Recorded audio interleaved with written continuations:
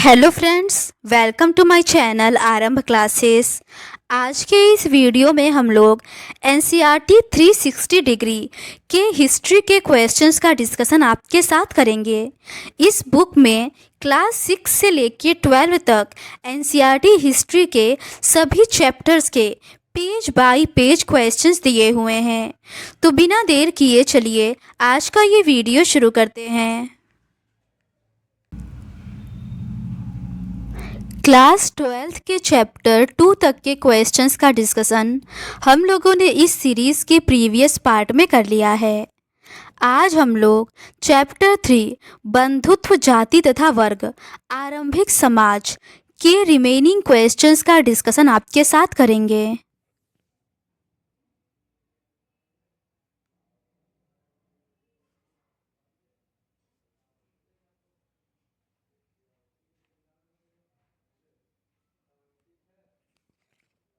Question number 41 है, शूद्रक के नाटक मृच्छकटिकम में नायक चारुदत्त को किस रूप में दिखाया गया है? इसका सही आंसर है ऑप्शन ए ब्राह्मण वणिक। संस्कृत के ग्रंथ और अभिलेखों में व्यापारियों के लिए वणिक शब्द प्रयुक्त किया जाता है। हालांकि शास्त्रों में व्यापार को वैश्यों की जीविका बताया जाता है। अन्य स्रोतों में अधिक जटिल परिस्थिति देखने को मिलती है, जैसे शूद्रक के नाटक मृच्छकटिकम में नायक चारुदत्त को ब्राह्मण वणिक बताया गया है। 5वीं शताब्दी ईस्वी के एक अभिलेख में दो भाइयों को छत्री वणिक कहा गया है, जिन्होंने एक मंदिर के निर्माण के लिए धन दिया। अगला प्रश्न है, संस्कृत साहित्य में उन समुदायों को कैसे चित्रित किया गया है जिन पर ब्राह्मणी विचारों का प्रभाव नहीं था? इसका सही आंसर है ऑप्शन सी विचित्र, असभ्य और पशुपत। उपमहाद्वीप में पाई जाने वाली विविधताओं की वजह से यहाँ हमेशा से ऐसे समुदाय रहे हैं जिन पर ब्राह्मणी विचारों का कोई प्रभाव नहीं पड़ा है। संस्कृत साहित्य में जब ऐसे समुदायों का उल्लेख आता है तो उन्हें कई बार विचित्र, असभ्य और पशुपत चित्रित किया जाता है। ऐसे कुछ उदाहरण वन प्रांतर में बसने वाले लोगों के हैं, जिनके लिए शिकार और कंद मूल संग्रह करना जीवन निर्वाह का महत्वपूर्ण साधन था। निषाद वर्ग, जिससे एकलव्य जुड़ा माना जाता था, इसी का उदाहरण है। अगला प्रश्न है, वन प्रांतर में रहने वाले लोगों के जीवन निर्वाह का मुख्य साधन क्या था? इसका सही आंसर है ऑप्शन बी शिकार और कंद मूल संग्रह। उपमहाद्वीप में पाई जाने वाली विविधताओं की वजह से यहाँ हमेशा से ऐसे समुदाय रहे हैं जिन पर ब्राह्मणी विचारों का कोई प्रभाव नहीं पड़ा है। संस्कृत साहित्य में जब ऐसे समुदायों का उल्लेख आता है तो उन्हें कई बार विचित्र, असभ्य और पशुपत चित्रित किया जाता है। ऐसे कुछ उदाहरण वन प्रांतर में बसने वाले लोगों के हैं, जिनके लिए शिकार और कंद मूल संग्रह करना जीवन निर्वाह का महत्वपूर्ण साधन था। निषाद वर्ग, जिससे एकलव्य जुड़ा माना जाता था, इसी का उदाहरण है। अगला प्रश्न है, हिडिंबा ने भीम से विवाह के लिए क्या कहा? इसका सही आंसर है ऑप्शन ए वह अपने धर्म और परिवार का परित्याग कर चुकी है। भीम ने उसकी चुनौती को स्वीकार किया और उसका वध कर दिया। शोर सुनकर अन्य पांडव जाग गए। हिडिंबा ने उन्हें अपना परिचय दिया और भीम के प्रति अपने प्रेम से उन्हें अवगत कराया। वह कुंती से बोली, हे उत्तम देवी, मैंने मित्र बांधव और अपने धर्म का भी परित्याग कर दिया है। चाहे आप मुझे मूर्ख समझें अथवा अपनी समर्पित दासी, कृपया मुझे अपने साथ ले चलें तथा आपका पुत्र मेरा पति हो। अगला प्रश्न है, युधिष्ठिर ने भीम और हिडिंबा के विवाह के लिए क्या शर्त रखी? इसका सही आंसर है ऑप्शन सी दिन में भीम हिडिंबा के साथ रहेगा और रात में पांडवों के पास आएगा। अंततः युधिष्ठिर इस शर्त पर इस विवाह के लिए तैयार हो गए कि भीम दिन भर हिडिंबा के साथ रहकर रात्रि में उनके पास आ जाएंगे। यह दंपत्ति दिन भर सभी लोगों की सैर करते। समय आने पर हिडिंबा ने एक राक्षस पुत्र को जन्म दिया, जिसका नाम घटोत्कच रखा। तत्पश्चात माँ और पुत्र पांडवों को छोड़कर वन में चले गए, किंतु घटोत्कच ने यह प्रण किया कि जब भी पांडवों को उसकी जरूरत होगी वह उपस्थित हो जाएगा। अगला प्रश्न है, मनुस्मृति के अनुसार चांडालों को कहाँ रहना पड़ता था? इसका सही आंसर है ऑप्शन बी, गांव के बाहर। मनुस्मृति में चांडालों के कर्तव्यों की सूची मिलती है। उन्हें गांव के बाहर रहना होता था। वे फेंके हुए बर्तनों का इस्तेमाल करते थे, मरे हुए लोगों के वस्त्र तथा लोहे के आभूषण पहनते थे। रात्रि में वे गांव और नगरों में चल फिर नहीं सकते थे। संबंधियों से विहीन मृतकों की उन्हें अंत्येष्टि करनी पड़ती थी तथा वधिक के रूप में भी कार्य करना होता था। अगला प्रश्न है, बौद्ध भिक्षु फा शियन के अनुसार कौन सा कार्य अस्पृश्यों को करना पड़ता था? इसका सही आंसर है ऑप्शन ए, सड़क पर चलते समय करताल बजाना।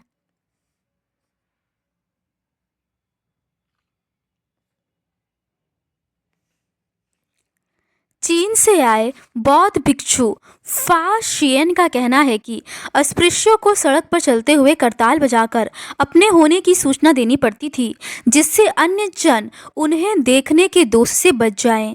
एक और चीनी तीर्थयात्री हुएन सैंग कहता है कि वधिक और सफाई करने वालों को नगर से बाहर रहना पड़ता था। अगला प्रश्न है, चांडालों के संदर्भ में निम्नलिखित कथनों पर विचार करें। पहला है, चांडालों को सड़क पर चलते हुए करताल बजाकर अपने होने की सूचना देनी पड़ती थी। दूसरा है, ब्राह्मणीय ग्रंथों में चांडालों को फेंके हुए बर्तन और लोहे के बने आभूषण पहनने की अनुमति थी। तीसरा है, हुएन सांग के अनुसार चांडालों और सफाई करने वालों को नगर के भीतर रहने की अनुमति होती थी। उपर्युक्त में से कौन सा कथन असत्य है? इसका सही आंसर है ऑप्शन बी, केवल तीसरा। मनुस्मृति में चांडालों के कर्तव्यों की सूची मिलती है। उन्हें गांव के बाहर रहना होता था। वे फेंके हुए बर्तनों का इस्तेमाल करते थे, मरे हुए लोगों के वस्त्र तथा लोहे के आभूषण पहनते थे। रात्रि में वे गांव और नगरों में चल फिर नहीं सकते थे। संबंधियों से विहीन मृतकों की उन्हें अंत्येष्टि करनी पड़ती थी तथा वधिक के रूप में भी कार्य करना होता था। चीन से आए बौद्ध भिक्षु फा शियन का कहना है कि अस्पृश्यों को सड़क पर चलते हुए करताल बजाकर अपने होने की सूचना देनी पड़ती थी, जिससे अन्य जन उन्हें देखने के दोष से बच जाएं। एक और चीनी तीर्थयात्री हुएन सांग कहता है कि वधिक और सफाई करने वालों को नगर से बाहर रहना पड़ता था। अगला प्रश्न है, युधिष्ठिर ने धूत क्रीड़ा में किसके द्वारा आमंत्रित किए जाने पर भाग लिया? इसका सही आंसर है ऑप्शन बी, दुर्योधन। कौरव और पांडवों के बीच लंबे समय से चली आ रही प्रतिस्पर्धा के फलस्वरूप दुर्योधन ने युधिष्ठिर को धूत क्रीड़ा के लिए आमंत्रित किया।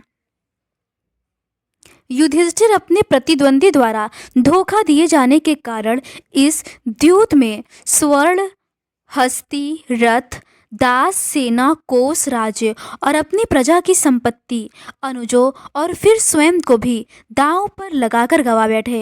इसके उपरांत उन्होंने पांडवों की सपत्नी द्रौपदी को भी दांव पर लगाया और उसे भी हार गए। अगला प्रश्न है, द्यूत क्रीड़ा में युधिष्ठिर ने अंत में किसे दांव पर लगा दिया? इसका सही आंसर है ऑप्शन डी, द्रौपदी।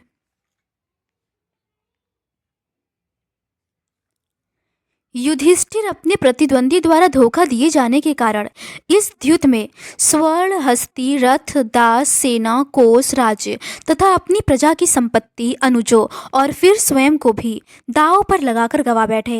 इसके उपरांत उन्होंने पांडवों की सपत्नी द्रौपदी को भी दांव पर लगाया और उसे भी हार गए। अगला प्रश्न है, मनुस्मृति के अनुसार पैतृक संपत्ति का बंटवारा कैसे किया जाना चाहिए? इसका सही आंसर है ऑप्शन बी, माता पिता की मृत्यु के बाद सभी पुत्रों में समान रूप से बांटा जाना चाहिए। संपत्ति के स्वामित्व के मुद्दे जो इन कहानियों में वर्णित है, धर्म सूत्र और धर्म शास्त्रों में भी उठाए गए हैं। मनुस्मृति के अनुसार पैतृक जायदाद का माता पिता की मृत्यु के बाद सभी पुत्रों में समान रूप से बंटवारा किया जाना चाहिए, किंतु ज्येष्ठ पुत्र विशेष भाग का अधिकारी था। स्त्रियां इन पैतृक संसाधन में हिस्सेदारी की मांग नहीं कर सकती थीं। अगला प्रश्न है, मनुस्मृति के अनुसार विवाह के समय स्त्रियों को प्राप्त उपहार किसके स्वामित्व में होते थे? इसका सही आंसर है ऑप्शन सी, स्वयं स्त्री के। विवाह के समय मिले उपहारों पर स्त्रियों का स्वामित्व माना जाता था और इसे स्त्री धन की संज्ञा दी जाती थी। इस संपत्ति को उनकी संतान विरासत के रूप में प्राप्त कर सकती थी और इस पर उनके पति का कोई अधिकार नहीं होता था। किंतु मनुस्मृति स्त्रियों को पति की आज्ञा के विरुद्ध पारिवारिक संपत्ति अथवा स्वयं अपने बहुमूल्य धन के गुप्त संचय के विरुद्ध भी चेतावनी देती है। अगला प्रश्न है, निम्नलिखित कथनों पर विचार करें। पहला है, दुर्योधन अपने द्रुत क्रीड़ा में स्वर्ण, हस्ती, रथ, सेना, कोष, राज्य और अपनी प्रजा की संपत्ति, यहाँ तक कि पांडवों को सपत्नी द्रौपदी को भी दांव पर लगाकर उसे भी हार गए। दूसरा है, मनुस्मृति के अनुसार पैतृक जायदाद का माता पिता की मृत्यु के बाद सभी पुत्रों में समान रूप से बंटवारा किया जाना चाहिए। तीसरा है, विवाह के समय मिले उपहारों पर स्त्रियों का स्वामित्व माना जाता था और इसे स्त्री धन की संज्ञा दी जाती थी।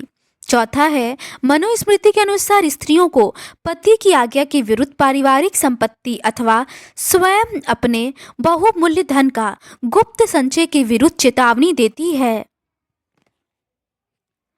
उपर्युक्त में से कौन सा कथन सत्य है? इसका सही आंसर है ऑप्शन सी, दूसरा, तीसरा और चौथा कथन सही है।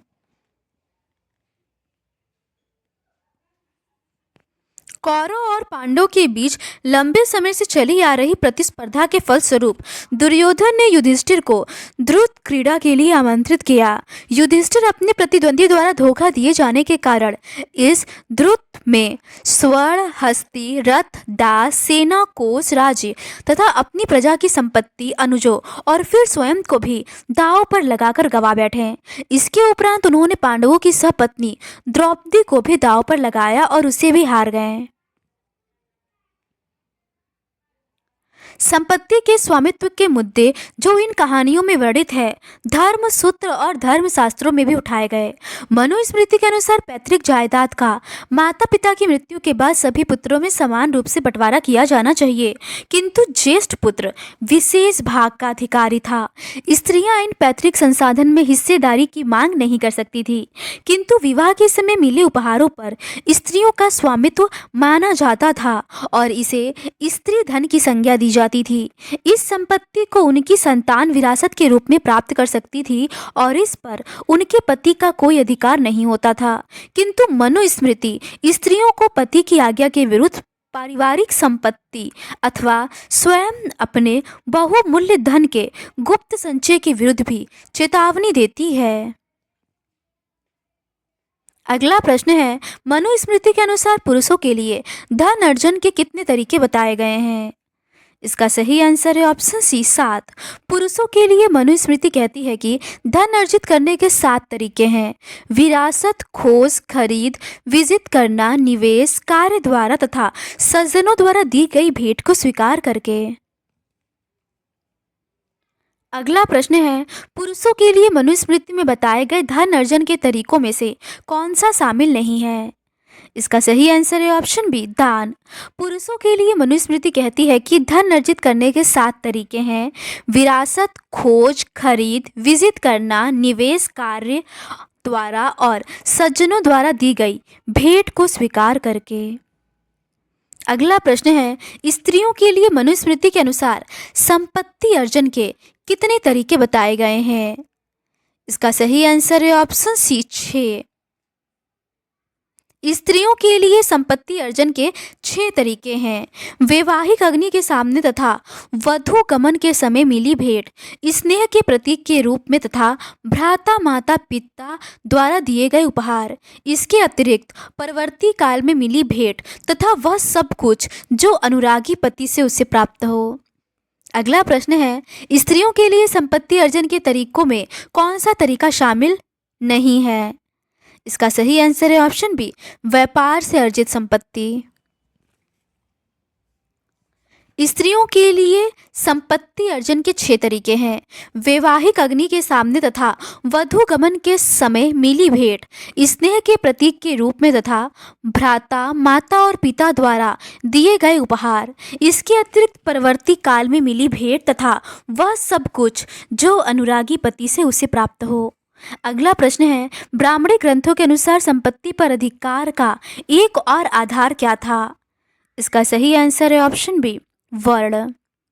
ब्राह्मणी ग्रंथों के अनुसार संपत्ति पर अधिकार का एक और आधार वर्ण था। शूद्रों के लिए एकमात्र जीविका ऐसी सेवा थी जिसमें हमेशा उनकी इच्छा शामिल नहीं होती थी। हालांकि 3 उच्च वर्णों के पुरुषों के लिए विभिन्न जीविकाओं की संभावना रहती थी। यदि इन सब विधानों को वास्तव में कार्यान्वित किया जाता तो ब्राह्मण और क्षत्रिय सभी धनी व्यक्ति होते। यह तथ्य कुछ हद तक सामाजिक वास्तविकता से मेल खाता था। साहित्यिक परंपरा में पुरोहितों और राजाओं का वर्णन मिलता है, जिसमें राजा अधिकतर धनी चित्रित होते थे। पुरोहित भी सामान्यतः धनी दर्शाए जाते हैं। हालांकि यदा कदा निर्धन ब्राह्मण का भी चित्रण मिलता है। अगला प्रश्न है, ब्राह्मणी ग्रंथों के अनुसार शूद्रों के लिए एकमात्र जीविका क्या थी? इसका सही आंसर है ऑप्शन सी, सेवा। शूद्रों के लिए एकमात्र जीविका ऐसी सेवा थी जिसमें हमेशा उनकी इच्छा शामिल नहीं होती थी। हालांकि 3 उच्च वर्णों के पुरुषों के लिए विभिन्न जीविकाओं की संभावना रहती थी। यदि इन सब विधानों को वास्तव में कार्यान्वित किया जाता तो ब्राह्मण और क्षत्रिय सबसे धनी व्यक्ति होते। यह तथ्य कुछ हद तक सामाजिक वास्तविकता से मेल खाता था। साहित्यिक परंपरा में पुरोहितों और राजाओं का वर्णन मिलता है, जिसमें राजा अधिकतर धनी चित्रित होते हैं। पुरोहित भी सामान्यतः धनी दर्शाए जाते हैं। हालांकि यदा कदा निर्धन ब्राह्मण का भी चित्रण मिलता है। अगला प्रश्न है, यदि ब्राह्मणी विधानों को वास्तव में कार्यान्वित किया जाता तो सबसे धनी वर्ग कौन होता? इसका सही आंसर है ऑप्शन बी, ब्राह्मण और क्षत्रिय। ब्राह्मणी ग्रंथों के अनुसार संपत्ति पर अधिकार का एक और आधार वर्ण था। शूद्रों के लिए एकमात्र जीविका ऐसी सेवा थी जिसमें हमेशा उनकी इच्छा शामिल नहीं होती थी। हालांकि 3 उच्च वर्णों के पुरुषों के लिए विभिन्न जीविकाओं की संभावना रहती थी। यदि इन सब विधानों को वास्तव में कार्यान्वित किया जाता तो ब्राह्मण और क्षत्रिय सबसे धनी व्यक्ति होते। यह तथ्य कुछ हद तक सामाजिक वास्तविकता से मेल खाता था। साहित्यिक परंपरा में पुरोहितों और राजाओं का वर्णन मिलता है, जिसमें राजा अधिकतर धनी चित्रित होते थे। पुरोहित भी सामान्यतः धनी दर्शाए जाते हैं। हालांकि यदा कदा निर्धन ब्राह्मण का भी चित्रण मिलता है। अगला प्रश्न है, निम्नलिखित में से कौन सा धर्म सबसे पहले वर्ण व्यवस्था की आलोचना करता है? इसका सही आंसर है ऑप्शन बी, बौद्ध धर्म। एक और स्तर पर जहां समाज के ब्राह्मणी दृष्टिकोण को धर्म सूत्र और धर्मशास्त्र में संहिताबद्ध किया जा रहा था, अन्य परंपराओं ने वर्ण व्यवस्था की आलोचना प्रस्तुत की। इनमें से सर्वविदित आलोचनाएं प्रारंभिक बौद्ध धर्म में विकसित हुई। बौद्ध ने इस बात को अंगीकार किया कि समाज में विषमता मौजूद थी, किंतु यह भेद न तो नैसर्गिक थे और न ही अस्थायी। बौद्धों ने जन्म के आधार पर सामाजिक प्रतिष्ठा को अस्वीकार किया। अगला प्रश्न है, बौद्धों के अनुसार समाज में जो भेद थे वे कैसे थे? इसका सही आंसर है ऑप्शन सी, न तो नैसर्गिक और न ही अस्थायी। एक और स्तर पर जहां समाज के ब्राह्मणी दृष्टिकोण को धर्म सूत्र और धर्मशास्त्र में संहिताबद्ध किया जा रहा था, अन्य परंपराओं ने वर्ण व्यवस्था की आलोचना प्रस्तुत की। इनमें से सर्वविदित आलोचनाएं प्रारंभिक बौद्ध धर्म में विकसित हुई। बौद्धों ने इस बात को अंगीकार किया कि समाज में विषमता मौजूद थी, किंतु यह भेद न तो नैसर्गिक थे और न ही अस्थायी। बौद्धों ने जन्म के आधार पर सामाजिक प्रतिष्ठा को अस्वीकार किया। अगला प्रश्न है, कर किसका प्रतीक था? इसका सही आंसर है ऑप्शन बी, राजा की सेवा के बदले में दिया जाने वाला मूल्य। राजा का पद लोगों द्वारा चुने जाने पर निर्भर करता था।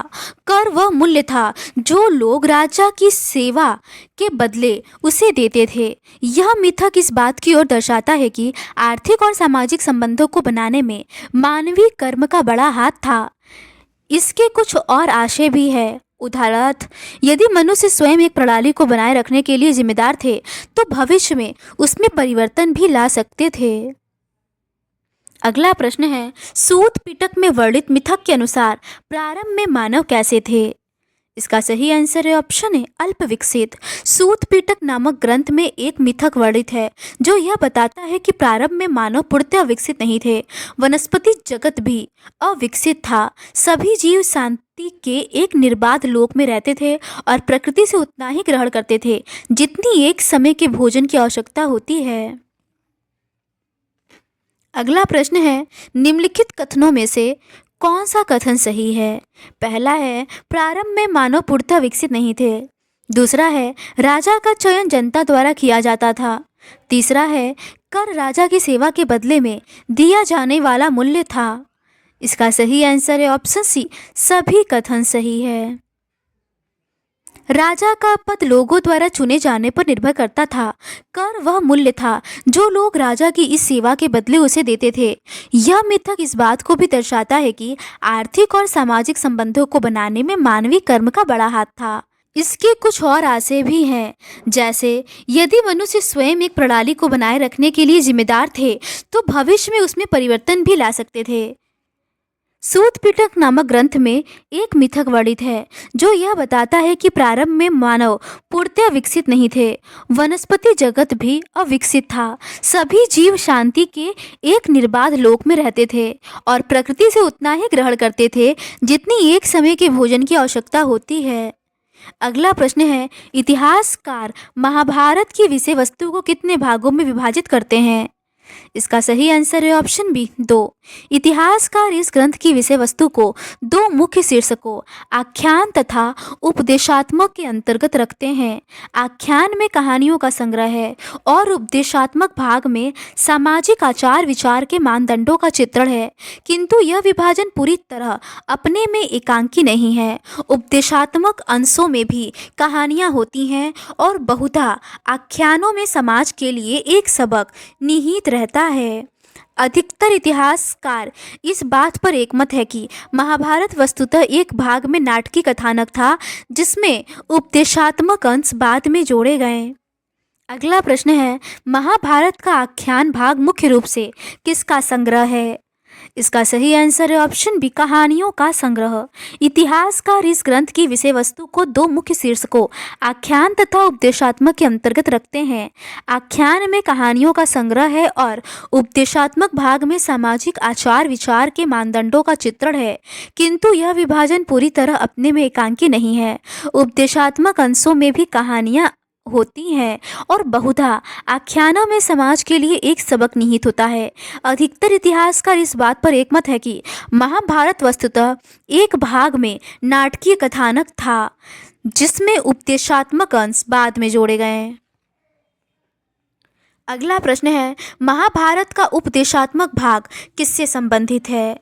इसका सही आंसर है ऑप्शन सी सामाजिक आचार विचार के मानदंडों से।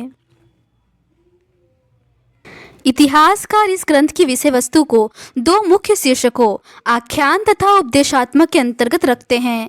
आख्यान में कहानियों का संग्रह है और उपदेशात्मक भाग में सामाजिक आचार विचार के मानदंडों का चित्रण है, किंतु यह विभाजन पूरी तरह अपने में एकांकी नहीं है। उपदेशात्मक अंशों में भी कहानियां होती हैं और बहुधा आख्यानों में समाज के लिए एक सबक निहित रहता है। अधिकतर इतिहासकार इस बात पर एकमत है कि महाभारत वस्तुतः एक भाग में नाटकीय कथानक था जिसमें उपदेशात्मक अंश बाद में जोड़े गए। अगला प्रश्न है, महाभारत का सबसे महत्वपूर्ण उपदेशात्मक अंश है? इसका सही आंसर है ऑप्शन है भगवत गीता।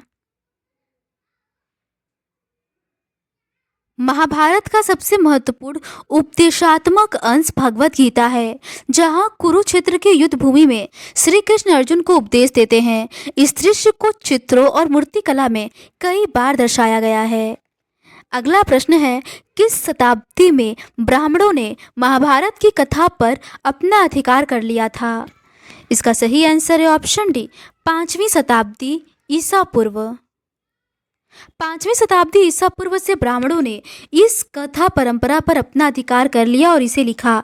यह वह काल था जब कुरु और पंचाल, जिनके इर्द गिर्द महाभारत की कथा घूमती है, मात्र सरदारी से राजतंत्र के रूप में उभर रहे थे। अगला प्रश्न है, निम्नलिखित कथनों में से कौन सा सही है? पहला है, महाभारत में हुए युद्ध की पुष्टि किसी और साक्ष्य से नहीं होती। दूसरा है, मूल कथा के रचयिता भाट सारथी युद्ध क्षेत्र में जाकर विजयों और उपलब्धियों के बारे में कविताएं लिखते थे। तीसरा है, महाभारत की कथा में केवल कौरवों का उल्लेख है। इसका सही आंसर है ऑप्शन ए, पहला और दूसरा दोनों ही कथन सही है। संभवतः मूल कथा के रचयिता भाट सारथी थे, जिन्हें सूत कहा जाता था। ये क्षत्रिय योद्धाओं के साथ युद्ध क्षेत्र में जाते थे और उनकी विजय व उपलब्धियों के बारे में कविताएं लिखते थे। इन रचनाओं का प्रेषण मौखिक रूप से हुआ। 5वीं शताब्दी ईसा पूर्व से ब्राह्मणों ने इस कथा परंपरा पर अपना अधिकार कर लिया और इसे लिखा। यह वह काल था जब कुरु और पंचाल, जिनके इर्द गिर्द महाभारत की कथा घूमती है, मात्र सरदारी से राजतंत्र के रूप में उभर रहे थे। कुछ इतिहासकारों का मानना है कि स्वजनों के बीच हुए युद्ध की स्मृति ही महाभारत का मुख्य कथानक है। अन्य इस बात की ओर इंगित करते हैं कि हमें युद्ध की पुष्टि किसी और साक्ष्य से नहीं होती। महाभारत की कथा में केवल कौरवों का उल्लेख नहीं है, बल्कि पांडवों का भी प्रमुखता से उल्लेख किया गया है। महाभारत कौरवों और पांडवों के बीच की संघर्ष की कहानी है, न कि सिर्फ कौरवों की। अगला प्रश्न है, महाभारत के रचना काल का एक चरण किस अवधि में माना जाता है? इसका सही आंसर है ऑप्शन बी, 200 ईसा पूर्व से 200 ईस्वी। लगभग 200 ईसा पूर्व से 200 ईस्वी के बीच हम इस ग्रंथ के रचना काल का एक और चरण देखते हैं। यह वह समय था जब विष्णु देवता की आराधना प्रभावित हो रही थी तथा श्री कृष्ण को, जो इस महाकाव्य के महत्वपूर्ण नायकों में से एक थे। अगला प्रश्न है, महाभारत के आरंभिक रूप में लगभग कितने श्लोक थे? इसका सही आंसर है ऑप्शन बी, 10,000। कालांतर में लगभग 200 से 400 ईस्वी के बीच मनुस्मृति से मिलते जुलते वृहद उपदेशात्मक प्रकरण महाभारत में जोड़े गए। इन सब परिवर्धनों के कारण यह ग्रंथ, जो अपने प्रारंभिक रूप में संभवतः 10,000 श्लोकों से भी कम रहा होगा, बढ़कर 1,00,000 श्लोक हो गए थे। अगला प्रश्न है, साहित्यिक परंपरा में महाभारत के रचयिता किसे माना जाता है? इसका सही आंसर है ऑप्शन डी, ऋषि व्यास। कालांतर में लगभग 200 से 400 ईस्वी के बीच मनुस्मृति से मिलते जुलते वृहद उपदेशात्मक प्रकरण महाभारत में जोड़े गए। इन सब परिवर्तनों के कारण यह ग्रंथ, जो अपने प्रारंभिक रूप से संभवतः 10,000 श्लोकों से भी कम रहा होगा, बढ़कर 1,00,000 श्लोकों वाला हो गया। साहित्यिक परंपरा में इस वृहद रचना के रचयिता ऋषि व्यास माने जाते हैं। अगला प्रश्न है, 1951 से 52 में किस पुरातत्ववेत्ता ने मेरठ जिले में खुदाई की? इसका सही आंसर है ऑप्शन बी, बी लाल। महाभारत में अन्य किसी भी प्रमुख महाकाव्य की भांति युद्धों, वनों, राजमहलों और बस्तियों का अत्यंत जीवंत चित्रण है। 1951 से 52 में पुरातत्ववेत्ता बी लाल ने मेरठ जिले के हस्तिनापुर नामक एक गांव में उत्खनन किया।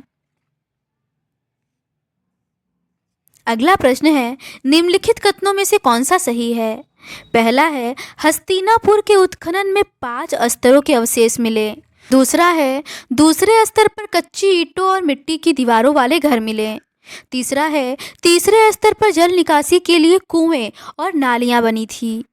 इसका सही आंसर है ऑप्शन सी, पहला, दूसरा और तीसरा सभी सही है।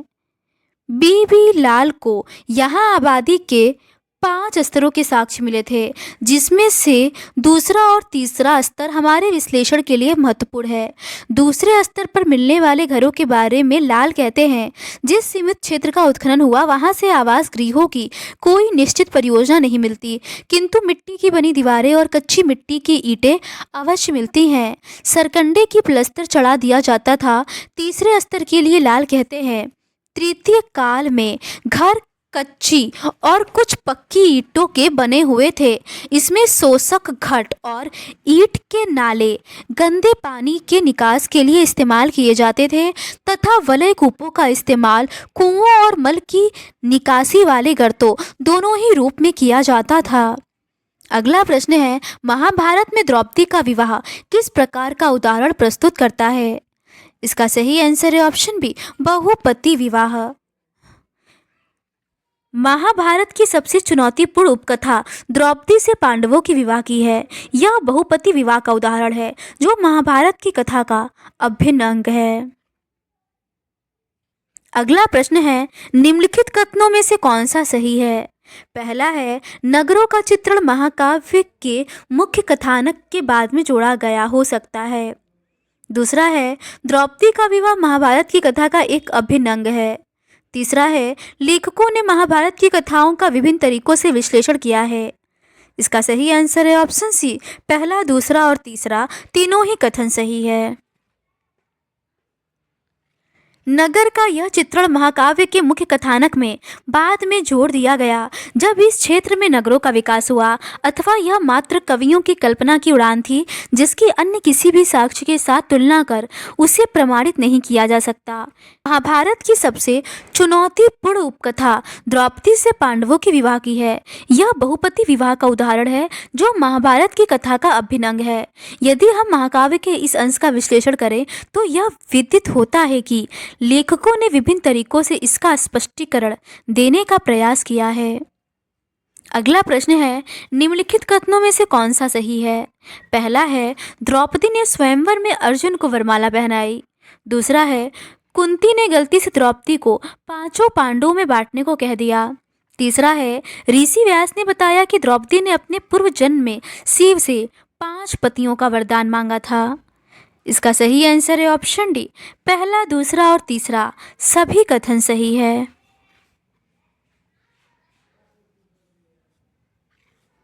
पांचाल नरेश द्रुपद ने एक स्वयंवर का आयोजन किया, जिसमें यह शर्त रखी गई कि धनुष की चाप चढ़ाकर निशाने पर तीर मारा जाए। विजेता उनकी पुत्री द्रौपदी से विवाह करने के लिए चुना जाएगा। अर्जुन ने यह प्रतियोगिता जीती और द्रौपदी ने उसे वरमाला पहनाई। पांडव उसे लेकर अपनी माता कुंती के पास गए, जिन्होंने बिना देखे ही उन्हें लाई गई वस्तु को आपस में बांट लेने को कहा। जब कुंती ने द्रौपदी को देखा तो उन्हें अपनी भूल का एहसास हुआ, किंतु उनकी आज्ञा की अवहेलना नहीं की जा सकती थी। बहुत सोच विचार के बाद युधिष्ठिर ने यह निर्णय लिया कि द्रौपदी उन 5 की पत्नी होगी।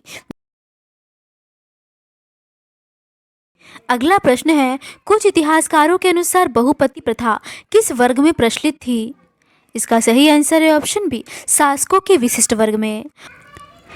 वर्तमान इतिहासकारों का यह सुझाव है कि लेखकों द्वारा बहुपति विवाह संबंध का चित्रण इस बात की ओर इंगित करता है कि संभवतः यह प्रथा शासकों के विशिष्ट वर्ग में किसी काल में मौजूद थी, किंतु साथ ही इस प्रकरण के विभिन्न स्पष्टीकरण इस बात को भी व्यंजित करते हैं कि समय के साथ बहुपति प्रथा उन ब्राह्मणों में अमान्य हो गई। अगला प्रश्न है, युद्ध के समय बहुपति प्रथा अपनाने का प्रमुख कारण क्या बताया गया है? इसका सही आंसर है ऑप्शन बी, स्त्रियों की कमी। कुछ इतिहासकार इस तथ्य की ओर भी ध्यान दिलाते हैं कि यद्यपि ब्राह्मणों की दृष्टि से बहुपति प्रथा अमान्य और अवांछित थी, यह हिमालय क्षेत्र में प्रचलन में थी। यह भी कहा जाता है कि युद्ध के समय स्त्रियों की कमी के कारण बहुपति प्रथा को अपनाया गया। दूसरे शब्दों में कहे तो संकट की स्थिति में इसे अपनाया गया। अगला प्रश्न है, निम्नलिखित में से कौन सा कथन सही है? पहला है, बहुपति प्रथा हिमालय क्षेत्र में प्रचलित थी। दूसरा है, युद्ध के समय स्त्रियों की कमी के कारण इसे अपनाया गया। तीसरा है, यह प्रथा ब्राह्मणों द्वारा पूरी तरह से स्वीकार की गई थी। इसका सही आंसर है ऑप्शन ए, पहला और दूसरा कथन सही है। कुछ इतिहासकार इस तथ्य की ओर ध्यान दिलाते हैं कि यद्यपि ब्राह्मणों की दृष्टि में बहुपति प्रथा अमान्य और अवांछित थी, यह हिमालय के क्षेत्र में प्रचलन में थी और आज भी है। यह भी कहा जाता है कि युद्ध के समय स्त्रियों की कमी के कारण बहुपति प्रथा को अपनाया गया। दूसरे शब्दों में कहे तो संकट की स्थिति में इसे अपनाया गया। साथ ही इस प्रकरण के विभिन्न स्पष्टीकरण इस बात को भी व्यंजित करते हैं कि समय के साथ बहुपति प्रथा उन ब्राह्मणों में अमान्य हो गई जिन्होंने कई शताब्दियों के दौरान इस ग्रंथ को पुनर्निर्मित किया। तो आज के इस वीडियो में बस इतना ही। इस सीरीज के नेक्स्ट पार्ट में हम लोग चैप्टर 4 विचारक विश्वास और इमारतें सांस्कृतिक विकास से संबंधित प्रश्नों का डिस्कशन आपके साथ करेंगे। अगर आपको ये सीरीज़ पसंद आती है तो please do subscribe to my channel and like this video. Thank you.